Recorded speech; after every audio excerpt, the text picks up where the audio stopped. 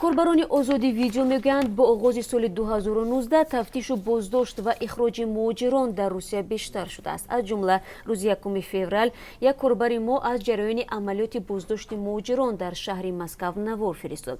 به قول مصاحب رادیو آزادی، نوار از نزد مسجد جمعه متروی پراسپکت میره و یا خیابان صلح مسکو برداشته شده است.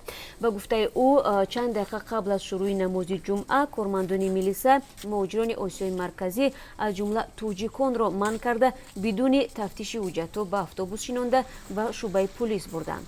مصاحب رادیو آزادی که دانشجوی بخش چهارم یکی از دانشگاه مسکو است میگوید وقتی سبب بازداشت مهاجران را از میلیسا پرسان شد برایش گفتند در شعبه شهر خواهند داد.